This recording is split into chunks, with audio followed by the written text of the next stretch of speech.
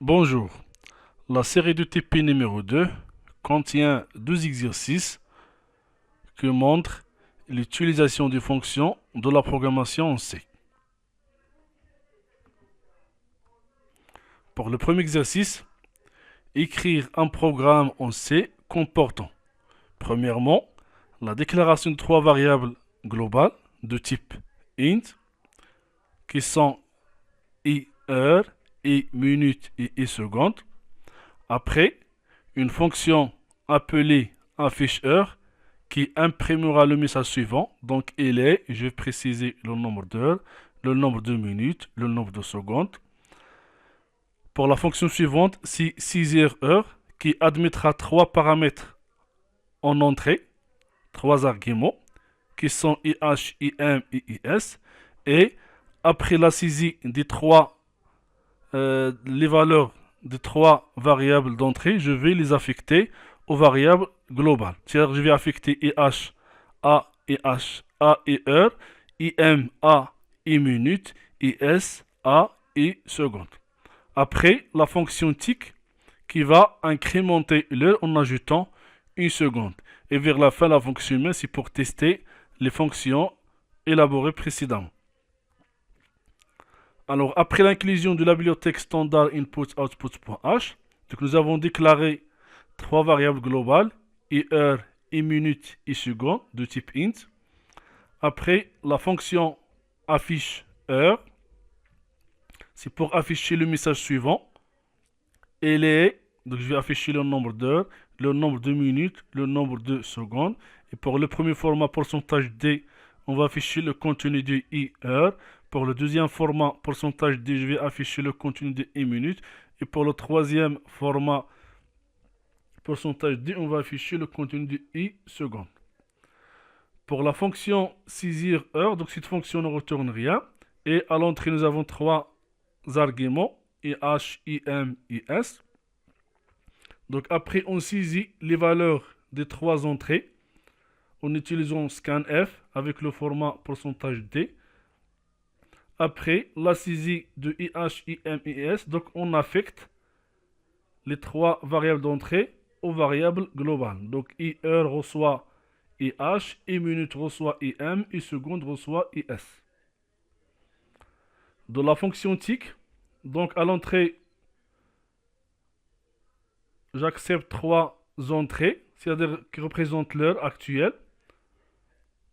Donc par exemple, je vais donner le nombre d'heures, je vais donner le nombre de minutes et je vais le nombre de secondes. Et la mission de cette fonction, c'est d'ajouter une seconde et d'afficher le temps après. Alors par exemple ici, nous avons déclaré une variable t de type int. Alors premièrement, je fais la conversion du taux en secondes. C'est-à-dire je vais multiplier le nombre d'heures fois 3600, plus le nombre de minutes fois 60, plus le nombre de secondes. Après, je vais ajouter une seconde, donc t reçoit t plus 1. Après, je vais extraire le nombre d'heures, le nombre de minutes et le nombre de secondes. Alors pour le nombre d'heures, i heure reçoit t divisé par 3600. Pour avoir le nombre de minutes, c'est t moins i heure fois 3600, donc le tout est divisé par 60. Et pour avoir le nombre de secondes, donc je vais retrancher à partir du t total, je vais retrancher le nombre d'heures fois 3600 moins le nombre de minutes fois 60. Et vers la fin, je vais afficher l'heure en ajoutant une seconde, en appelant la fonction affiche heure. Dans la fonction main, nous avons déclaré trois variables h, m, s. H c'est pour le nombre d'heures, m c'est pour le nombre de minutes et s pour le nombre de secondes. Nous avons appelé la fonction saisir heure en précisant comme paramètre h, m, s. Après, nous avons appelé la fonction affiche heure, c'est pour afficher l'heure saisie. Après, nous avons appelé la fonction tick, c'est pour ajouter une seconde et afficher après le temps. Alors, dans l'exemple suivant d'exécution, nous avons entré le temps. Donc, le nombre d'heures, c'est 10, par exemple 10 heures. Le nombre de minutes, c'est 59. Le nombre de secondes, c'est 59. C'est-à-dire nous avons 10 heures, 59 minutes, 59 secondes. Donc, en ajoutant une seconde, donc après, on affiche le temps saisi tout d'abord. Après, le deuxième affichage, c'est l'appel de la fonction tick. Donc, nous avons ajouté une seconde Ici, nous avons 59. Donc, on ajoute une seconde, on aura ici 0. On aura une minute de plus ici. 60 minutes, donc on aura 0. Et on aura ici 11 heures. Donc, il est 11 heures, 0 minutes, 0 secondes.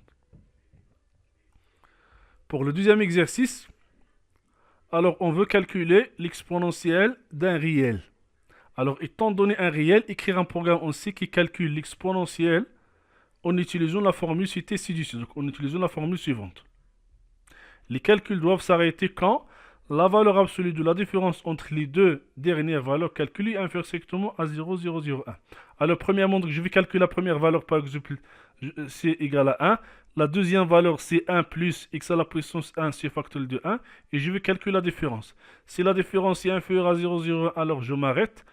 Et l'exponentielle de x, c'est la valeur, c'est 1 plus x à la puissance 1 sur factoriel de 1.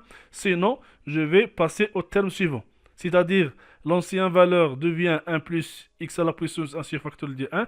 Et la nouvelle valeur, c'est 1 plus le premier terme plus le deuxième terme. Et je vais répéter ça jusqu'à que j'arrive à la vérification, bien à la validation de cette condition. Alors, pour réaliser ça, nous avons besoin de quelques fonctions. La première fonction, c'est la fonction puissance. C'est pour calculer x à la puissance 1, x à la puissance jusqu'à la fin. Alors, cette fonction, première entrée, c'est x. Deuxième entrée, c'est n. Et cette fonction va nous retourner un float. Deuxième fonction, c'est la fonction factorielle qui nous permettra de calculer le factoriel de n à l'entrée. Et cette fonction va retourner un entier. Alors, après l'inclusion de la bibliothèque standard input-output.h et la bibliothèque math.h, alors nous avons la première fonction, c'est la fonction puissance qui accepte à l'entrée deux arguments, le premier de type float, le deuxième de type int.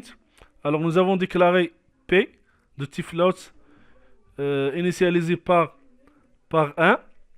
Après nous avons déclaré i. Nous avons utilisé la boucle for i à partir de 1 est inférieur ou égal à n et plus.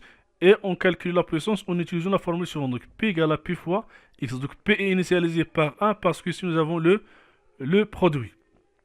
Donc la boucle for va calculer x à la puissance n. Et vers la fin, je vais retourner la dernière valeur de p.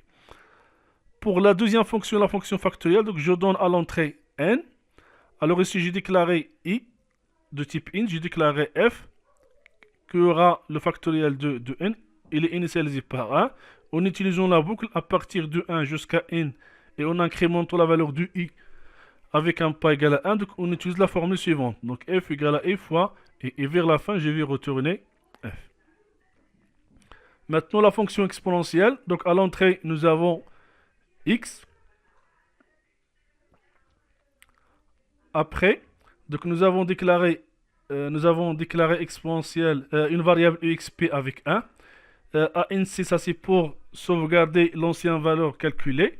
Et i est initialisé par 1. Donc on commence. Donc l'ancienne valeur égale le contenu exponentiel initialisé au début par 1. Maintenant je vais calculer la nouvelle valeur de exp qui égale exp plus puissance de x virgule i float. Donc ça c'est la conversion sur factoriel de i. Donc je reprends. Donc nous avons exp qui reçoit exp plus puissance de x i. Ça c'est pour calculer la puissance de x à la puissance i. Après nous avons factoriel de i. Et ici nous avons utilisé la conversion du type. Donc ça c'est un réel. Ça c'est un entier. Donc je dois convertir ce résultat en entier en utilisant le casting. Après je vais ajouter ça à l'ancienne valeur de xp pour avoir la nouvelle valeur de xp. Et je vais incrémenter le ici pour passer au terme suivant. Après, dans le test, on va calculer la valeur absolue de xp moins la valeur ancienne. Donc si la différence entre les deux ici peut égal à 0,01, je vais refaire le traitement dès le début. Si il est inférieur strictement à 0,01, on sort de la boucle de while et on va afficher que l'exponentielle de x est, je vais afficher la dernière valeur de xp calculée. Maintenant, de la fonction main, donc nous avons déclaré une variable x de type float. Après, nous avons saisi la valeur de x en utilisant la fonction scanf avec le format %f.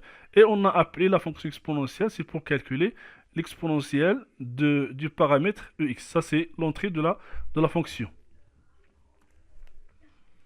Dans l'exemple d'exécution, donc nous avons saisi la valeur 1, donc on veut calculer l'exponentielle de 1.